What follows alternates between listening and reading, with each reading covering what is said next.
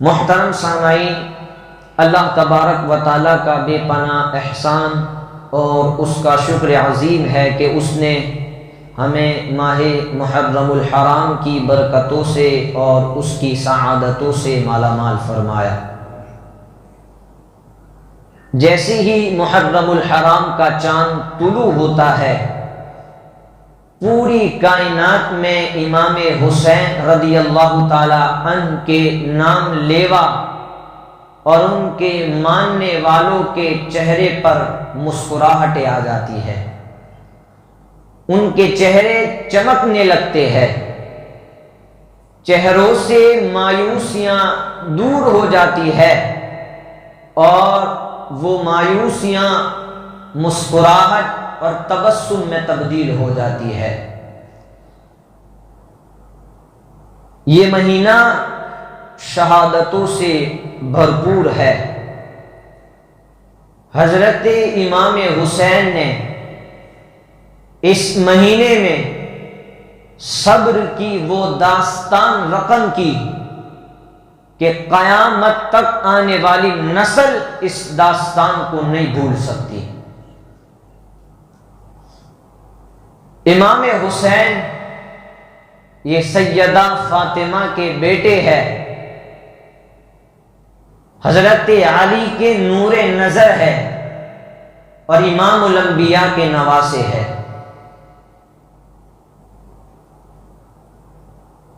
حضرت امام حسین رضی اللہ تعالی عنہ کی شان میں حضور سرور عالم صلی اللہ علیہ وسلم ارشاد فرماتے ہیں کہ حسین منی وانا من الحسین، حسین مجھ سے ہے اور میں حسین سے ہوں۔ یہ امام حسین کی شان ہے اور امام حسین کا مقام اور مرتبہ بہت بلند ہے اور یہ امام الانبیاء کے نواسے ہے۔ جس نواسے کی شان کا یہ عالم ہے تو اس نواسے کے نانا کے شان کا عالم کیا ہوگا۔ آج امام حسین کے نانا کی شان سنیں کہ امام حسین کے نانا کون ہے۔ آج اگر ہم میں سے کسی کا نانا پروفیسر ہو، کسی کا نانا ڈاکٹر ہو، کسی کا نانا انجینئر ہو، کسی کا نانا سائنٹسٹ ہو، تو ہم فخر کرتے ہیں کہ ہمارے نانا تو ڈاکٹر ہے، ہمارے نانا تو سائنٹسٹ ہے، ہمارے نانا تو انجینئر ہے، ہمارے نانا تو فلاں ہے۔ لیکن امام حسین کے ہم قربان جائے جس کا نانا کوئی معمولی نہیں ہے بلکہ نبیوں کا سردار ہے، جس کے نانا کی شان کا عالم یہ ہے کہ ان کے اوپر قرآن اترتا ہے۔ امام حسین کے نانا کی شان یہ ہے کہ اللہ نے ان کے نانا کو ہر قسم کا علم عطا فرمایا ہے، ہر چیز کا اختیار عطا فرمایا ہے۔ امام حسین کے نانا کی بارگاہ وہ بارگاہ ہے جہاں پیاسا آتا ہے تو سیراب ہو کر کے جاتا ہے، جہاں بھوکا آتا ہے تو پیٹ بھر کر کے جاتا ہے۔ امام حسین کے نانا کی شان کا عالم یہ ہے، امام حسین کے نانا کی بارگاہ وہ بارگاہ ہے جہاں صدیق آئے تو صداقت کے تاجدار بن گئے، جہاں عمر آئے تو عدالت کے شہنشاہ بن گئے، جہاں عثمان آئے تو سخاوت کے شہنشاہ بن گئے، جہاں علی آئے تو عدالت شجاعت کے شہسوار بن گئے۔ یہ امام حسین کے نانا کی بارگاہ ہے۔ امام حسین کے نانا کو ان کے رب نے ہر شے کا علم عطا فرمایا ہے اور ہر چیز کا اختیار عطا فرمایا ہے۔ اللہ نے قرآن میں فرمایا ما آتاکم الرسول فخذوہ وما نہاکم عنہ فانتہوا، کہ میرا محبوب، میرا رسول تمہیں جو دے وہ لے لو اور جس چیز سے منع کرے اس سے رک جاؤ۔ اس آیت مبارکہ سے حضور رحمت عالم صلی اللہ علیہ وسلم کے اختیارات ثابت ہوتے ہیں کہ اللہ نے اپنے محبوب کو کتنا اختیار اور کیسا اختیار عطا فرمایا ہے۔ اختیار کا معنی وہ ہوتا ہے کہ جو وہ کہہ دیتے ہیں وہ ہو جاتا ہے۔ اللہ نے اپنے محبوب کو بے شمار اختیارات سے نوازا ہے۔ صلح حدیبیہ کے موقع پر حضرت جابر رضی اللہ تعالی عنہ اس حدیث کو بیان کرتے ہیں کہ صلح حدیبیہ کے موقع پر پانی ختم ہو گیا۔ حضور علیہ السلام کے سامنے ایک پیالہ تھا اور اس پیالے کے اندر تھوڑا سا پانی تھا، بس وہی پانی بچا تھا، دوسرا پانی ختم ہو گیا تھا اور حضور اس پانی سے وضو فرما رہے تھے۔ صحابہ دوڑ کر کے حضور کی بارگاہ میں آئے، کہا یا رسول اللہ پانی ختم ہو گیا ہے۔ حضور نے فرمایا کیا بات ہے؟ صحابہ نے کہا حضور نہ پینے کے لیے پانی ہے نہ وضو کرنے کے لیے پانی ہے۔ حضور کے سامنے جو پیالہ تھا اس میں جو پانی تھا، سرکار نے اپنا دست مبارک، دست رحمت، دست فیض اس پیالے کے اندر ڈالا تو حضور کی انگلیوں کے درمیان سے پانی کے چشمے ابلنے لگے۔ حضور کی انگلیوں مبارک سے پانی کے چشمے جاری ہو گئے۔ حضرت جابر فرماتے ہیں کہ ہم نے خوب سیر ہو کر کے پانی بھی پیا اور وضو بھی فرمایا۔ اب حضرت اسلم نے حضرت جابر سے پوچھا کہ اس وقت تمہاری تعداد کتنی تھی کہ سارے لوگوں نے سیر ہو کر کے پانی بھی پیا اور وضو بھی فرمایا؟ تو حضرت جابر کہتے ہیں کہ اس وقت ہمارے تعداد 1500 کے قریب تھی اور قسم خدا کی اگر 1,00,000 بھی ہوتے تو سیراب ہو جاتے اور وضو بھی کر لیتے۔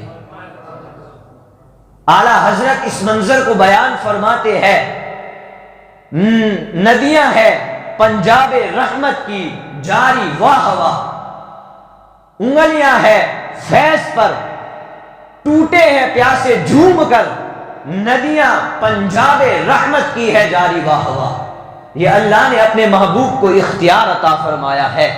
حضرت ابو ہریرہ رضی اللہ تعالی عنہ فرماتے ہیں کہ میں نے سرکار کی بارگاہ میں عرض کیا یا رسول اللہ آپ جو حدیثیں بیان فرماتے ہیں، آپ جو ہمیں باتیں سناتے ہیں، وہ حدیثیں مجھے یاد نہیں رہتی، وہ باتیں میں بھول جاتا ہوں، یا رسول اللہ کرم فرمائے کہ مجھے یاد رہے، میرا حافظہ مضبوط ہو جائے۔ تو سرکار نے فرمایا ابو ہریرہ اپنی چادر پھیلاؤ۔ حضرت ابو ہریرہ نے اپنی چادر پھیلائی، سرکار نے دونوں ہاتھوں سے کچھ ڈالا، ہاتھ میں بظاہر کچھ نہیں تھا لیکن حضرت ابو ہریرہ کی چادر میں کچھ ڈالا، فرمایا ابو ہریرہ اسے اپنے سینے سے لگا لو۔ حضرت ابو ہریرہ کا بیان ہے، حضرت ابو ہریرہ نے اس چادر کو اپنے سینے سے لگایا، فرماتے ہیں قسم خدا کی اس وقت سے لے کر کے آج تک سرکار نے جو بات بیان کی ہے مجھے وہ لفظ کو لفظ یاد ہے، میں ایک لفظ بھی نہیں بھولا۔ یہ سرکار کے اختیارات کا عالم ہے۔ حضور کے ایک صحابی ہے حضرت حذیفہ بن یمان، کافی دنوں سے حضور کا دیدار نہیں ہوا، کافی دنوں سے حضور کے پیچھے نماز نہیں پڑھی۔ امی کو کہا امی چھٹی دیجئے، حضور کے پیچھے نماز پڑھنی ہے۔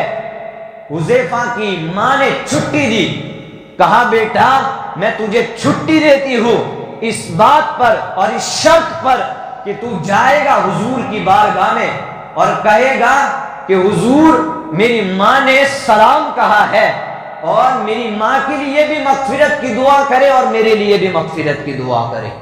یہ شرط رکھی حضرت حذیفہ کی ماں نے۔ اب حضرت حذیفہ نکلے، مغرب کی نماز پڑھی، حضور نوافل کے اندر اتنے مشغول ہو گئے کہ حضرت حذیفہ کو ملاقات کا وقت نہیں ملا، اتنے نوافل کے اندر مشغول ہو گئے کہ عشاء کا وقت ہو گیا۔ حضور نے عشاء کی نماز پڑھائی، عشاء کی نماز پڑھ کر کے حضور حجرے کی طرف جانے لگے۔ اب حضرت حذیفہ بن یمان فوراً اٹھے، حضور کے پیچھے پیچھے چلنے لگے۔ ان کے دل میں یہ خیال تھا کہ ماں نے مجھے شرط پر بھیجا ہے کہ حضور سے میری بھی مغفرت کے لیے دعا کرانی ہے اور ماں کی مغفرت کے لیے بھی دعا کرانی ہے۔ اگر ماں نے پوچھ لیا تو کیا جواب دوں گا؟ حضور سے ملاقات ہی نہیں ہوئی۔ وہ فوراً جلدی جلدی دوڑے، اتنی تیزی سے چلے کہ ان کے قدموں کی آہٹ حضور کو سنائی دی۔ اب حضور رک گئے، حضور نے پوچھا من ھذا، پیچھے کون ہے؟ اور پھر خود حضور نے فرمایا حذیفہ تو نہیں؟ کہا ہاں یا رسول اللہ میں حذیفہ ہوں۔ اب حضور کے لفظ سنے، حضرت حذیفہ کی ماں نے حضور کے پاس حضرت حذیفہ کو اس لیے بھیجا تھا کہ ماں کی مغفرت کے لیے بھی دعا کرائے اور خود کی مغفرت کے لیے بھی دعا کرائے۔ حضور رک گئے، کہا پیچھے کون ہے؟ حذیفہ تو نہیں؟ کہا ہاں حذیفہ ہوں۔ حضور نے فرمایا غفر اللہ لک ولی امک ما حاجتک، فرمایا حذیفہ تجھے بھی اللہ بخش دے، تیری ماں کو بھی اللہ بخش دے، بتا تیری کیا حاجت ہے؟ حضرت حذیفہ نے کہا حضور میری تو آرزو دل سے نکلنے سے پہلے ہی آپ کے لبوں پر آ گئی۔ میرے آقا کی بارگاہ وہ بارگاہ ہے جہاں لبوں کا سہارا بھی نہیں لینا پڑتا، وہ تو بند لبوں کی بوریاں بھی سمجھتے ہیں۔ میرے حضور کی بارگاہ یہ بارگاہ ہے۔ کہا حضور بس جو دعا کرانی تھی وہ تو آپ نے پہلے ہی کر دی۔ حضور نے فرمایا اچھا چلو ٹھیک ہے۔ حذیفہ میں اس لیے مشغول تھا کہ ایک فرشتہ آیا تھا، اور وہ فرشتہ اس سے پہلے روئے زمین پر کبھی نہیں آیا تھا، اس وجہ سے میں مشغول تھا۔ وہ فرشتہ مجھے سلام کرنے کے لیے آیا تھا، اس نے اللہ کی بارگاہ میں اجازت طلب کی اللہ تیرے محبوب کو سلام نہ کراؤں؟ تو اللہ نے کہا ٹھیک ہے جا سلام کرتا، لیکن جا رہا ہے میرے محبوب کی بارگاہ میں تو کچھ تحفہ بھی لے کر کے جا۔ تو وہ فرشتہ تحفہ لے کر کے آیا۔ حضور نے فرمایا حذیفہ وہ فرشتہ یہ تحفہ لے کر کے آیا ہے کہ اللہ نے فرمایا حبیب تمہاری بیٹی فاطمہ جنتی عورتوں کی سردار ہے، اور تمہارے نواسے امام حسن اور امام حسین جنتی نوجوانوں کے سردار ہے۔ یہ اللہ نے مجھے تحفہ عطا فرمایا ہے، یہ حضور کا اختیار ہے، یہ حضور کے تصرفات ہے، یہ حضور کے اختیارات ہے۔ اللہ نے اپنے محبوب کو بے شمار اختیارات اور تصرفات سے نوازا ہے۔ ایک آخری حدیث بیان کر کے اپنی گفتگو کو ختم کروں۔ اللہ تبارک و تعالی نے قرآن میں فرمایا هو الذی یصورکم فی الارحام کیف یشاء، فرمایا اللہ وہ ہے جو تمہاری ماؤں کے پیٹوں میں تمہاری شکلوں کو بناتا ہے، تمہاری صورتوں کو بناتا ہے۔ اللہ کی ذات وہ ذات ہے۔ اب یہ کالے، یہ گورے، یہ سفید، یہ سیاہ، یہ بدصورت، یہ خوبصورت نوجوان، یہ سب اللہ کے بنائے ہوئے ہیں۔ اللہ جسے خوبصورت بنا دے کسی میں طاقت نہیں کہ اسے بدصورت کرے۔ اللہ جسے بدصورت بنا دے کسی ماں کے لال میں اتنی طاقت نہیں کہ اسے خوبصورت بنائے۔ ہے کسی میں طاقت نہیں ہے، لیکن ایک ہستی میں بھی یہ طاقت ہے، اور وہ ہستی ہمارے آقا ہے۔ فرمایا کہ محبوب ہم جسے بدصورت بنائے اور تو چاہے کہ وہ خوبصورت ہو جائے تو پھر کر لینا، ہم بھی تیرے جیسا کر لیں گے۔ یہ حضور کی شان ہے۔ مثنوی شریف میں مولانا روم اس کے تحت ایک روایت بیان کرتے ہیں۔ صحابہ کہتے ہیں کہ ایک دن سفر میں پانی ختم ہو گیا، ہم حضور کی بارگاہ میں گئے، کہا یا رسول اللہ پانی ختم ہو گیا ہے اور بالکل پینے کے لیے پانی نہیں ہے۔ حضور نے فرمایا ٹھیک ہے علی کو بلاؤ۔ حضرت علی کو بلایا گیا، کہا علی پانی ختم ہو گیا ہے، برتن سوکھ گئے ہیں، ایک کام کرو، وہ سامنے والی پہاڑی ہے، اس پہاڑی کے پیچھے جاؤ، وہاں سے ایک کالے رنگ کا غلام اس اونٹ پر سوار ہوگا اور اس کے ہاتھ میں مشکیزہ ہوگا، وہ گزر رہا ہوگا، اسے یہاں بلا لاؤ۔ یہ حضور کا یہاں سے علم غیب بھی ثابت ہوتا ہے۔ وہ حضرت علی گئے اس پہاڑ کے پیچھے، دیکھا واقعی ایک کالے رنگ کا غلام اونٹ پر سوار ہو کر کے ہاتھ میں مشکیزہ لے کر کے گزر رہا ہے۔ کہا بھائی چلو، تمہیں ہمارے آقا بلا رہے ہیں، ہمارے نبی بلا رہے ہیں۔ تو اس حبشی غلام نے کہا بھائی میں نہیں جانتا کہ تمہارے آقا کون ہے، میں نہیں جانتا کہ تمہارے نبی کون ہے۔ حضرت علی نے فرمایا تم چلو تو صحیح، بعد میں دیکھ لینا، وہاں پہنچ کر کے دیکھ لینا۔ کہا ٹھیک ہے، کوئی بات نہیں۔ حضرت علی اس غلام کو لے کر کے سرکار کے بارگاہ میں آئے۔ اب اس کے ہاتھ میں مشکیزہ تھا اور اس مشکیزے میں پانی تھا۔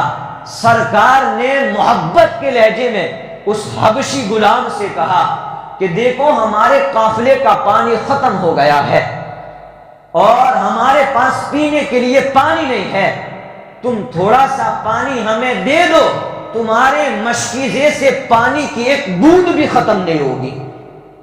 سرکار نے ارشاد فرمایا، کہا ٹھیک ہے کوئی بات نہیں، تم کہہ رہے ہو تو میں دے رہا ہوں۔ اب سرکار نے اس مشکیزے پہ اپنا دست مبارک، اپنا دست رحمت رکھا، مشکیزے کا منہ کھولا، برتن بھر گیا۔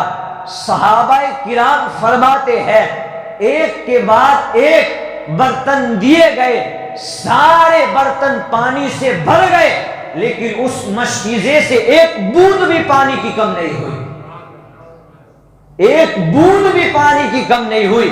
حبشی غلام حیران ہو گیا، یہ کون ہے؟ کہا میں اللہ کا نبی محمد ہوں۔ کہا مجھے اسلام قبول کرائیے۔ اس حبشی غلام کو اسلام قبول کیا اور سنے اب آقا کا دریائے رحمت جوش میں آیا۔ آقا نے فرمایا حبشی غلام مانگ، تو کیا مانگتا ہے؟ آج تیری ہر خواہش پوری کریں گے، مانگ۔ محمد دنیا میں اس لیے آیا ہے کہ بیواؤں کا سہارا بنے، یتیموں کا والی بنے، اور جو مانگنے والے ہیں ان کو عطا کرے۔ مانگ، آج تجھے سب کچھ دیا جائے گا۔ حبشی غلام نے کہا اے اللہ کے نبی، مجھے مال و دولت کی لالچ نہیں ہے، مجھے تخت و تاج کی بھی خواہش نہیں ہے، مجھے سونے چاندی کی بھی تمنا نہیں ہے، بس ایک آرزو ہے، ایک خواہش ہے، اور وہ یہ کہ میں کالا ہوں مجھے گورا بنا دیجئے، میں بدصورت ہوں مجھے خوبصورت بنا دیجئے۔ سرکار نے فرمایا بس اتنا؟ کہا ہاں بس اتنا ہی چاہیے۔ اب سرکار نے اپنا دست مبارک اس حبشی غلام کی پشت پر رکھا، وہ بظاہر کالا تھا، جیسے ہی سرکار کا دست مبارک اس حبشی کی پیٹھ پر پڑا، اس کا رنگ بدل گیا اور خوبصورت ہو گیا، اس کا رنگ بدل گیا اور خوبصورت ہو گیا۔ حضور نے پھر فرمایا مانگ، کیا مانگتا ہے؟ تو اس حبشی غلام نے کہا یا رسول اللہ اب ایک آرزو ہے، ایک تمنا ہے، میں جس مالک کے پاس نوکری کرتا ہوں وہ کافر ہے، وہ غیر مسلم ہے، آپ اس کے لیے دعا کریں کہ وہ بھی مسلمان ہو جائے۔ اسی وقت سرکار کے ہاتھ اٹھ گئے، اس کے اسلام کے حق میں حضور نے دعا فرمائی، وہ حبشی غلام اونٹ کو لے کر کے چلا گیا۔ اب جیسے ہی اس کے مالک کے پاس پہنچا تو مالک نے پہچاننے سے انکار کر دیا، کہا بھائی تو کون ہے، کہاں سے آیا ہے؟ تو اس نے کہا کہ بھائی آپ میرے مالک ہیں، میں آپ کا غلام ہوں، آپ مجھے نہیں جانتے۔ کہا میرا غلام تو کالے رنگ کا تھا، تو تو خوبصورت ہے اور تو تو سفید ہے، میرا غلام تو کالے رنگ کا تھا۔ اس غلام نے کہا ٹھیک ہے، اپنے غلام کو نہیں جانتے تو اپنا اونٹ پہچان لیجئے، اپنا مشکیزہ پہچان لیجئے۔ تو اس کے مالک نے کہا ہاں اونٹ تو میرا ہے، مشکیزہ بھی میرا ہے، لیکن تیری یہ حالت، تو کالا تھا، خوبصورت کیسے ہو گیا؟ تو اس حبشی غلام کا جواب سنے، اس نے کہا کہ میں یہاں سے آپ کا نوکر بن کر کے گیا تھا، وہاں سے محمد کا نوکر بن کر کے آیا ہوں، میری آنکھیں بدل گئی، میرا رنگ بھی بدل گیا، میرا روپ بھی بدل گیا۔ اب جیسے ہی اس نے یہ بات کہی، وہاں حضور نے دعا کی تھی کہ اس کو اسلام نصیب ہو جائے، اس نے فوراً کہا کہ غلام چل مجھے بھی اس چوکھٹ پہ لے جا جہاں تو نے یہ دولت پائی ہے۔ وہ نکلا، دونوں نکلے، اب غلام جو ہے وہ پیچھے چلنے لگا، آقا آگے ہو گیا، آقا نے غلام سے کہا غلام آگے چل، تو اس غلام نے کہا آپ میرے آقا ہے اور میں آپ کا غلام ہوں، آپ آگے چلیے میں پیچھے پیچھے چلتا ہوں۔ تو اس مالک نے جواب دیا اب تو غلام نہیں بلکہ اب تو مالک ہے، اس لیے کہ جو محمد کا غلام ہو جاتا ہے وہ ہم جیسوں کا امام ہو جاتا ہے۔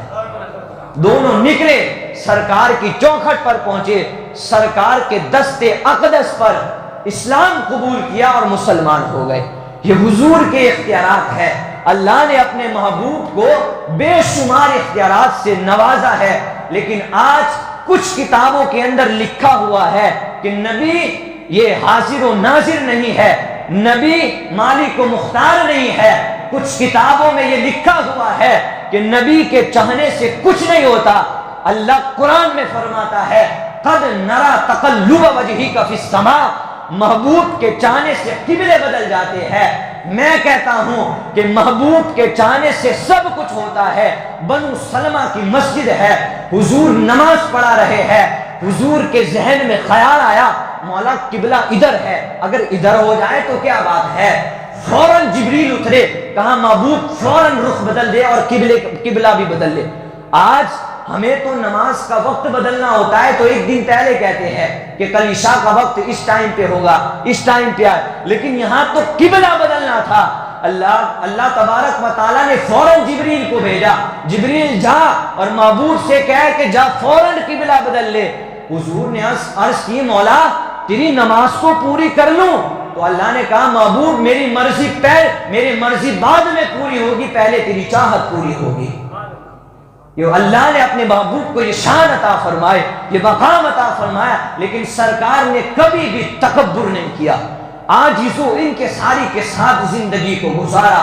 اتنے بڑے نبی، امام الانبیاء، سدرۃ المنتہا پر جہاں جبریل رہتے ہیں، اس جبریل کے سر پر ایک تاج ہے، اس تاج پر موتی ہے، وہ موتی حضور کے قدموں کو سجدہ کرتے ہیں اور فرماتے ہیں کہ جبریل کے سر کے تاج کے موتی جس حضور کو سجدہ کرے اس حضور کے قدموں کا عالم کیا ہوگا۔ امام کہتے ہیں تاج روح القدس کے موتی جسے سجدہ کرے رکھتی ہے کتنا وقار، اللہ اکبر۔ ایڑیاں سرکار نبی ہو کر کے سرکار نے کبھی تکبر نہیں کیا، کبھی بھی تکبرانہ انداز میں کبھی بھی حضور زمین پر نہیں چلے، بلکہ ساری امت کو یہ پیغام دیا کہ عجز اور ان کے ساری کے ساتھ زندگی گزارے۔ آج ہمارا حال یہ ہے کہ ہم دو چار نمازیں پڑھنے لگتے ہیں، آج ہم روزہ رکھنے لگتے ہیں، آج ہمارے اندر تھوڑا سا علم آ جاتا ہے تو ہم پورے شہر کے مفتی سمجھتے ہیں اپنے آپ کو۔ ہم ایسا نہ کرے، بلکہ سرکار نے ساری زندگی عجز اور ان کے ساری کے ساتھ گزاری ہے۔ اللہ تبارک و تعالی ہم سب کو سرکار کے فرامین پر عمل کرنے کی توفیق عطا فرمائے۔ اللہ تبارک و تعالی ہم سب کو محرم الحرام کی برکتوں سے اور اس کی سعادتوں سے مالا مال فرمائے۔ آج امام حسین کے نانا کی شان بیان کی، کل امام حسین کے بابا کی شان بیان ہوگی، تو آپ تمامی حضرات تشریف لائیں۔ السلام علیکم ورحمۃ اللہ وبرکاتہ۔